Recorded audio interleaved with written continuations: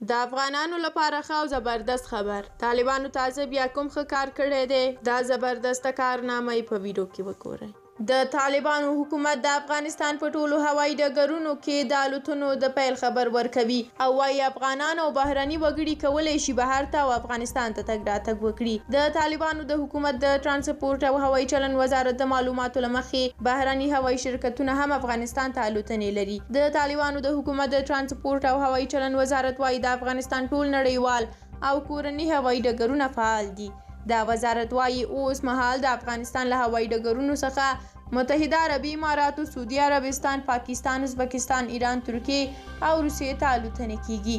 د نوموړي وزارت ویان امام الدین احمدي تیر ماښام ازادي راډیو ته وویل چې د یو شمېر بهرنیو هوایي شرکتونو لکه د ایران د ماهان او تابان، د قطر ایرویز، PIA او د بهرني چارټر الوتکو الوتنې هم د هیواد له نړیوال هوایي ډګرونو څخه کیږي. دا اعلان وروسته له هغه کیږي چې د طالبانو حکومت د غبرګولي په 14مه نیټه د پلازمینې کابل او د کندهار، هرات او مزار شریف د هوایي ډګرونو د عملیاتو او امنیتي چارو مسؤلیت یوه اماراتي شرکت ته وسپاره.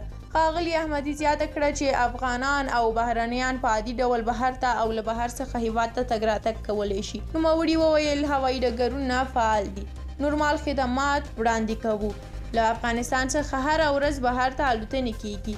په نورمال ډول له مهالویش سره سم افغانان او بهرنیان تګ راتګ کولی شي او د تګ راتګ لپاره هم له نړیوالو معیارونو سره سم باید ویزا، پاسپورټ او بل هیواد ته د سفر جواز ولري. ښاغلی احمدي وایي چې د هیواد کورني ایرلاینونه اریانا کامیر د هغو الوتنو تشریح کوي چې له نورو هیوادونو څخه کېدله او اوس ځنډېدلې دي، لکه ترکیه او متحده عربي اماراتو ته.